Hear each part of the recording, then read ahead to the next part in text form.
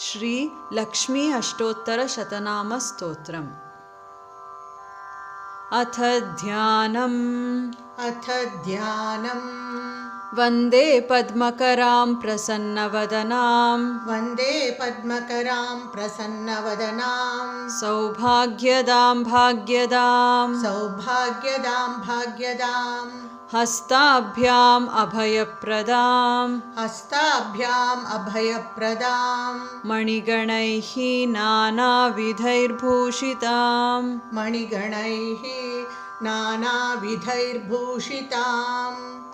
भक्ताभीष्टवरप्रदां हरिहरब्रह्मादिभिः सेवितां पार्श्वे पङ्कजशङ्खपद्मनिधिभिर्युक्तां सदा शक्तिभिः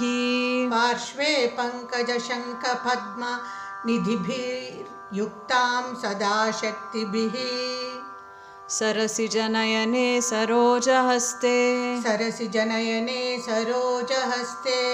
धवळतरां शुकगन्धमाल्यशोभे भगवती हरिवल्लभे मनोज्ञे त्रिभुवनभूतिकरि प्रसीद मह्यम्।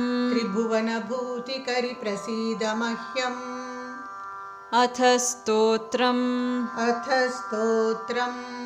प्रकृतिं विकृतिं विद्यां सर्वभूतहितप्रदां श्रद्धां विभूतिं सुरभिं नमामि परमात्मिकाम् वाचं पद्मालयां पद्मां शुचिं स्वाहां स्वधां सुधां धन्यां हिरण्मयीं लक्ष्मीं नित्यपुष्टां विभावरीं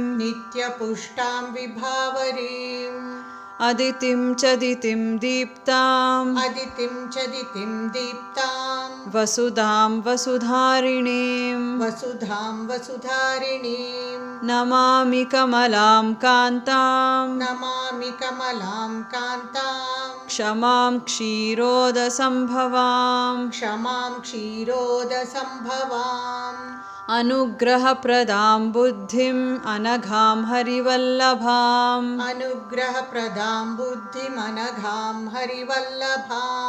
अशोकाममृतां दीप्तां लोकशोकविनाशिनीं नमामि धर्मनिलयां करुणां लोकमातरम् पद्मप्रियां पद्महस्तां पद्माक्षीं पद्मसुन्दरीं पद्मोद्भवां पद्ममुखीं पद्मनाभप्रियां रमां पद्ममालाधरां देवीं पद्मिनीं पद्मगन्धिनीं पुण्यगन्धां सुप्रसन्नां प्रसादाभिमुखीं प्रभां नमामि चन्द्रवदनां चन्द्रां चन्द्रसहोदरीं चतुर्भुजां चन्द्ररूपां इन्दिरां इन्दुशीतलां आह्लादजननीं पुष्टिं शिवां शिवकरीं सतीं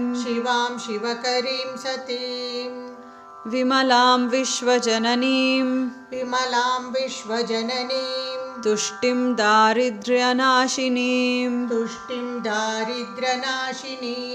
प्रीतिपुष्करिणीं शान्तां प्रीतिपुष्करिणीं शान्तां शुक्लमाल्याम्बरां श्रियम् शुक्लमाल्याम्बरां श्रियम्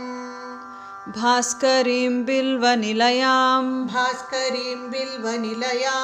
वरारोहां यशस्विनीं वरारोहां यशस्विनीं वसुन्धरामुदाराङ्गीं वसुन्धरामुदाराङ्गीं हरिणीं हेममालिनीं हरिणीं हेममालिनीं